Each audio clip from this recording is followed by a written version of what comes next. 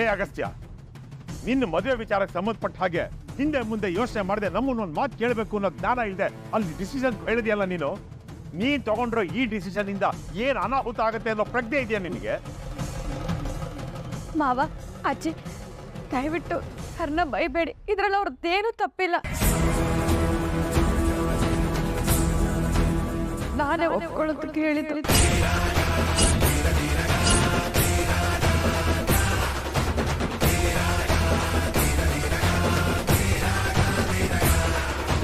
ಏನ ಕಾವೇರಿ, ನೀನು ಇವ್ನು ಇನ್ನೊಂದು ಮದುವೆ ಮಾಡ್ಕೊಳ್ಳೋದಕ್ಕೆ ಒಪ್ಕೊಂಡಿದ್ಯಾ?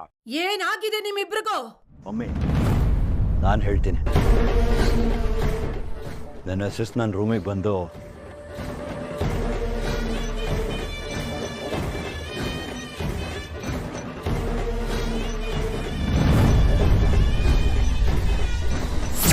ಸಿಸ್, ನೀನು ಯಾವಾಗ ಬಂದೆ? ನಿದ್ದೆ ಮಾಡಲಿಲ್ಲ ನೀನು? ಯಾಕಾಗಸ್ತೀಯ? ಶಾಕಲ್ಲಿದ್ಯಾ?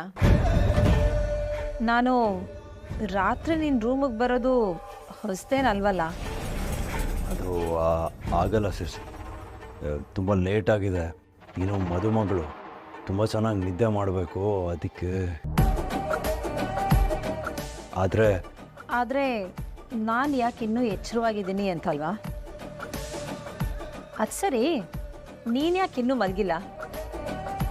ನಿನ್ನ ಡ್ರೆಸ್ ನೋಡಿದ್ರೆ ಎಲ್ಲೋ ಆಚೆ ಹೋಗಿ ಬಂದಾಗಿದೆ. ನೋ, ನಾನೆಲ್ಲ ಹೋಗ್ಲಿ ಸಿಸ್, ಅದು ನನಗೆ ನಿದ್ದೆ ಬಂದಿರಲಿಲ್ಲಲ್ಲ, ಹಾಗೆ ಓಡಾಡ್ತಾ ಇದ್ದೆ ಅಷ್ಟೆ. ಅಗಸ್ತ್ಯ, ಇಷ್ಟು ಲೇಟ್ ಆಗಿದೆ. ಇಷ್ಟೊತ್ತಿಗಾಗಲೇ ನೀನು ನಿದ್ದೆ ಮಾಡಿರ್ಬೇಕಾಗಿತ್ತಲ್ವಾ? ಅದು ಸಿಸ್, ನಿನ್ನ ಮದುವೆ ಅಲ್ವಾ, ನಂಗೆ ಅದೇ ಟೆನ್ಷನ್ಗೆ ನಿದ್ದೆ ಬರಲಿಲ್ಲ ನನಗೆ.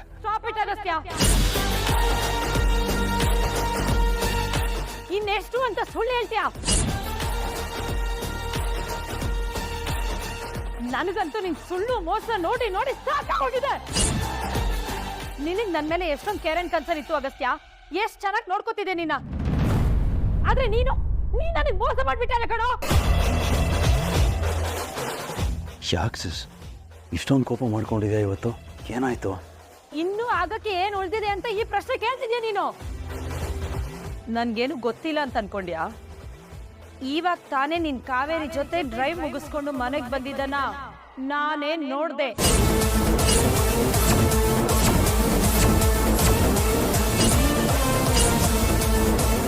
ಅದು ಸಿಸ್, ಕಾವೇರಿ ಅವ್ರಿಗೆ ಜಸ್ಟ್ ಶಟ್ ಅಪ್ ಅಗಸ್ತ್ಯ. ನೀನ್ ಹೇಳಿದನ್ನೆಲ್ಲ ಕೇಳ್ಕೊಂಡು ನಂಬ್ಕೊಂಡು ಕುರಿ ತರ ತಲೆ ಅಲ್ಲಾಡ್ಸೋ ಕಾಲ ಮುಗ್ದೋಯ್ತು.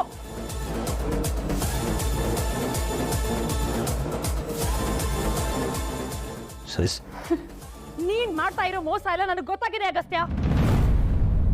ಹೋಗಿ ಹೋಗಿ ಆ ಕಾವೇರಿನ ಮದ್ವೆ ಆಗಿದ್ಯಾ?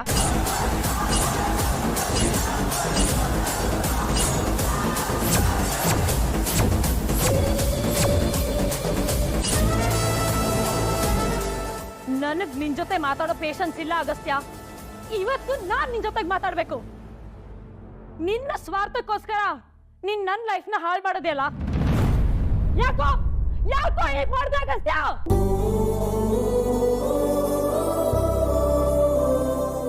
ನೀನು ನನ್ ತಮ್ಮ ಅಗಸ್ತ್ಯನೇ ಹೌದಾ? ಇಲ್ಲ, ನೀನು ನನ್ ತಮ್ಮ ಅಲ್ಲ. ನನ್ ತಮ್ಮ ಈಗೆಲ್ಲ ಸ್ವಾರ್ಥಿ ಆಗಿರ್ಲಿಲ್ಲ. ತನ್ನ ಫ್ಯಾಮಿಲಿ, ಅದರಲ್ಲೂ ನಾನು ಮತ್ತೆ ಮಾಮ್ ಅಂತಂದ್ರೆ ಜೀವಾನೇ ಇಟ್ಕೊಂಡಿದ್ದ. ಅವನ್ ನಮಗ್ ಮೋಸ ಮಾಡ್ತಿರ್ಲಿಲ್ಲ. ನೀನು ನನ್ ತಮ್ಮ ಅಲ್ಲ, ಯಾರ ಚೀಟರ್.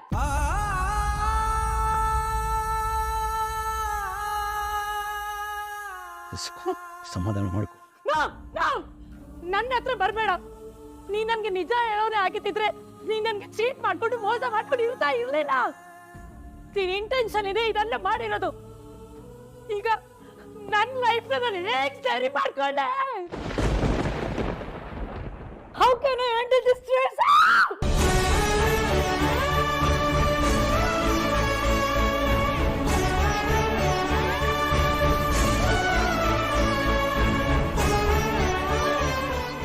ಸಿಸ್, ನಿನ್ನ ಮದುವೆ ನಾನು ನಾನ್ ಮಾಡಿಸ್ತೀನಿ ಅಂತ ತಾನೇ ಹೇಳಕ್ ಬಂದೆ. ನಿನ್ನಂತ ಸ್ವಾರ್ಥಿ ಬಾಯಲ್ಲಿ ಇಂಥ ಮಾತನ್ನ ಕೇಳೋದಕ್ಕಾಗಲ್ಲ. ಭೂತದ ಬಾಯಲ್ಲಿ ಭಗವದ್ಗೀತೆನಾ? ನೀನ್ ಮಾಡಿರೋ ಎಡವಟ್ಟು ಎಲ್ಲಿಗ್ ಬಂದು ನಿಂತಿದೆ ಅಂತ ನಿಂಗೆ ಗೊತ್ತಾಗತ್ಯ? ನಮ್ಮ ಮದ್ವೆ ಜೊತೆನೆ ನಿನ್ನ ಮತ್ತೆ ವೃಂದ ಮದ್ವೆ ಆಗ್ಬೇಕು ಅಂತ ಅಣ್ಣ ತಂಗಿ ಇಬ್ರು ಹಠ ಹಿಡಿದು ನಿಂತಿದ್ದಾರೆ. ವೃಂದ ಹಠ ಹಿಡಿದ್ರೆ ವಿವೇಕ್ ಅವಳಿಗೋಸ್ಕರ ಏನ್ ಬೇಕಾದ್ರೂ ಮಾಡ್ತಾನೆ. ಮದ್ವೆ ಆಗಿ ಕೂತಿರೋ ನೀನು ವೃಂದ ಕುತ್ತಿಗೆ ತಾಳಿ ಕಟ್ತೀಯಾ?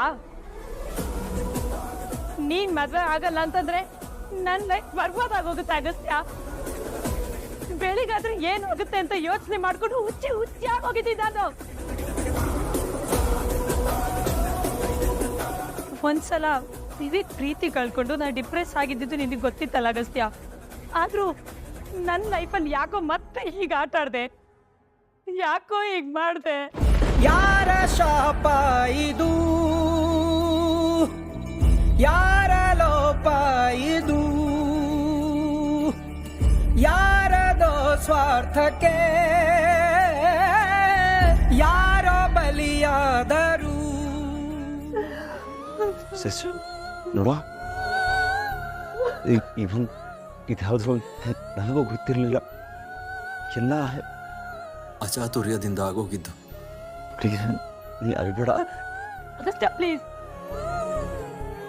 ಆಗ್ಲೇ ಹೇಳ್ದೆ ತಾನೆ, ನಿನ್ ರೀಸನ್ಸ್ ನನಗ್ ಬೇಕಾಗಿಲ್ಲ.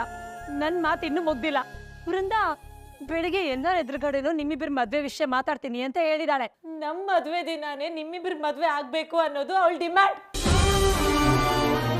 ನೋಡು ಅಗಸ್ತ್ಯ, ನಿನ್ನ ಡಿಸಿಷನ್ ಅಲ್ಲಿ ನನ್ನ ಲೈಫ್ ಇದೆ. ಈ ಸಲನೂ ಮತ್ತೇನಾದ್ರೂ ನನ್ನ ಮದ್ವೆ ನಿಂತ್ರೆ, ಏನಾದ್ರೂ ಹೆಚ್ಚು ಕಮ್ಮಿ ಆದ್ರೆ ಈ ನಿನ್ನ ಅಕ್ಕ ಚೀಫ್ ಸಹಿತ ನಿನ್ ಮುಂದೆ ಇರಲ್ಲ.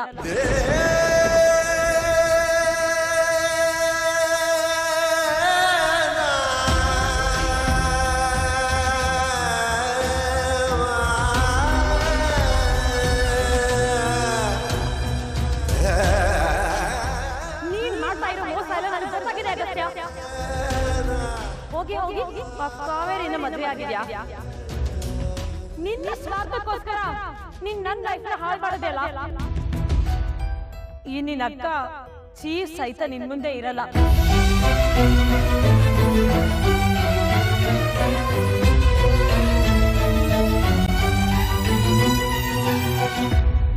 ಸಿಸ್ಗೆ ಎಲ್ಲ ವಿಷಯನೂ ಗೊತ್ತಾಗೋಗಿದೆ ಪೊಮ್ಮೆ.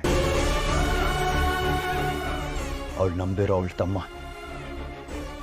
ಈ ಅಗಸ್ತ್ಯ ಮಾಡಿರೋ ಮೋಸನ ಅವಳು ಜೀರ್ಣಿಸ್ಕೊಳಕ್ಕಾಗ್ತಾ ಇಲ್ಲ.